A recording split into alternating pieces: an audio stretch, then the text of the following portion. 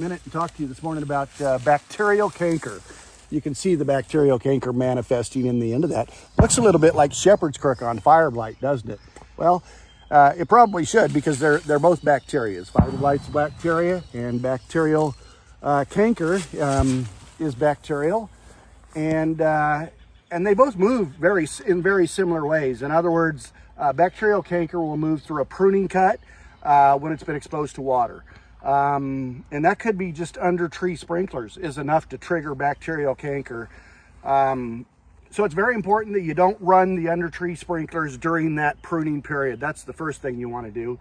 The one thing that really sets the bacterial canker apart from fire blight in its movement is bacterial canker actually likes cold weather. So whereas the fire blight, you need a little higher temperatures, 60, 70, 80 degrees, bacterial canker will move when it's cold. And so that's kind of the conundrum there. So you want to begin thinking about it and treating for it early.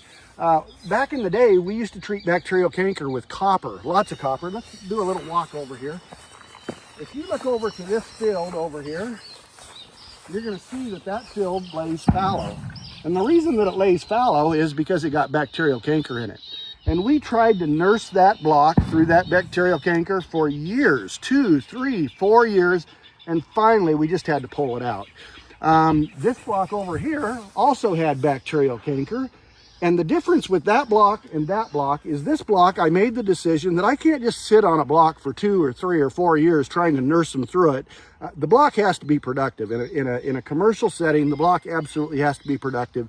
So on this block, we began to treat it.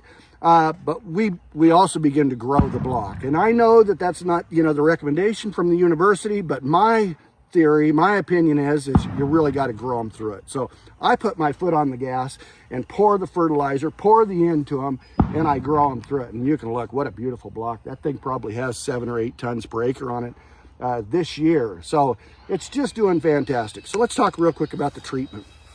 For years and years, bacterial canker has been treated with copper. And what we're learning through studies, I talked to my good friend Bernardita Salado this morning that works at Washington State University, and she's been working with Dr. Zhao at the university also, and they've done studies. I'll post her study in the link in the comments below in the link. But what we're learning is copper no longer works on bacterial canker here in the state of Washington. And the fact of the matter is it probably enhances the damage is what they're learning. So there is resistance here in Washington State to copper, and they find that the copper actually enhances the wound that's brought on, or the damage that's brought on by the bacterial canker. So we don't want to use copper. What are they working with? Products that they're kind of going to is lime sulfur. Lime sulfur seems to be effective at killing the bacteria.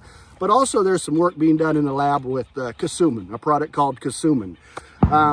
So that's what I know about bacterial canker. We're moving away from copper, grow them through it, and don't ever prune during a wet period. That's very, very important. So yeah, bacterial canker.